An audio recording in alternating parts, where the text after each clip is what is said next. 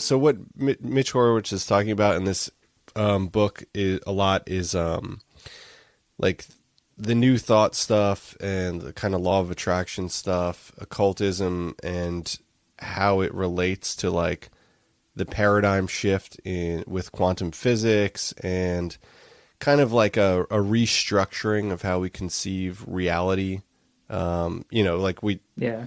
we learn that there's water on the moon and that that Venus and Mars have like might have remnants of microbial life. Um, and just all these different conceptions of the way that we constructed reality previously have been shattered. And obviously, we talk about this a lot on the show, but like things in quantum physics experiments and theories that have been proven under certain circumstances do more of that shattering.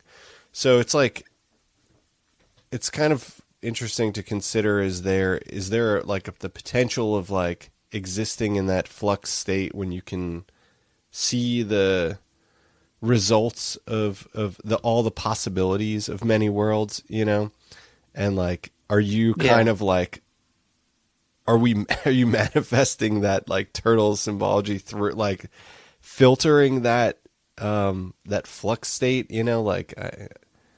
that's just an example obviously, but in terms of all like Quantum synchronous turtle. stuff, yeah. Yeah. Because I just Um, I say it in that way because people have been relaying kind of things like that to me of like reality shifting and obviously there's the yeah. whole like D consciousness and all that stuff and Right. the new age attempts to marry the many worlds theory into reality. I think that stuff's kind Yeah. of in reincarnation as well. Yeah. Huh.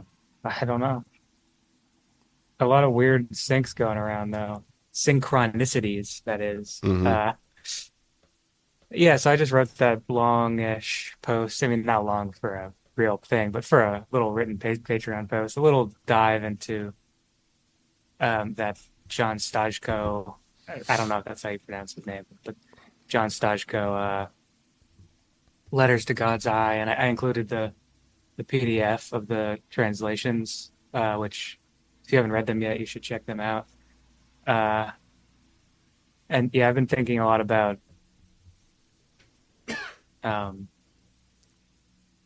through that guy James Branch Cabell, who's one of my favorite writers. I go into it on the post a bit, but the way that the fictional or fantastical like creations that a person births can then sort of feed back into their own lives. It's kind of the same thing as like, the 90s approach to like chaos magic and hyper sigil stuff, but it's certainly a big part of my own writing process. So to see it in someone like, in the 19 teens and 20s in Cabell writing about this character based on him who's entering into the fantastical world he wrote, which is actually like partially real. Like all these sort of layers of, people might call it like a meta narrative, but I think it's more interesting than that like postmodern kind of approach. It's more like I'm not really sure. I guess I mean, like I mentioned in the post, Crowley was sort of at least for a while, a big fan of Cabell, and so it's kind of magical sort of approach, even though Cabell wasn't himself an occultist by any definition of the term. But um, I don't know these layers of creation, and then that got me thinking more about the. I guess it borders on interacting with the simulation theory stuff.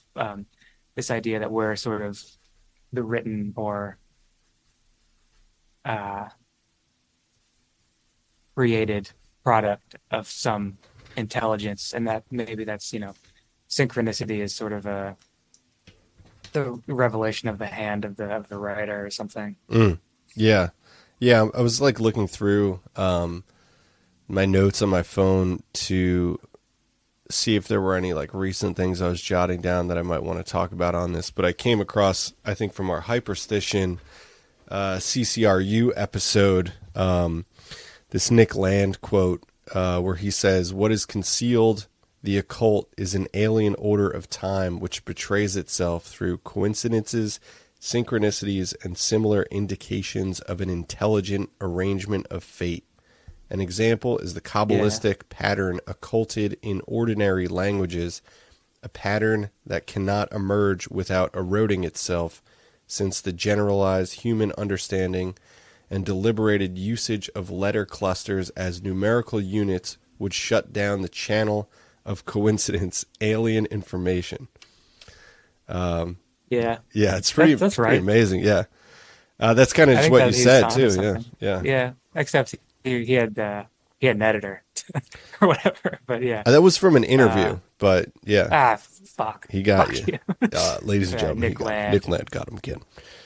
No, he's good. I mean, well, I can't say he's good. He's interesting. Can I quote you on that? On patreon.com/consensus on reality, you will find bonus episodes, written content, and much more.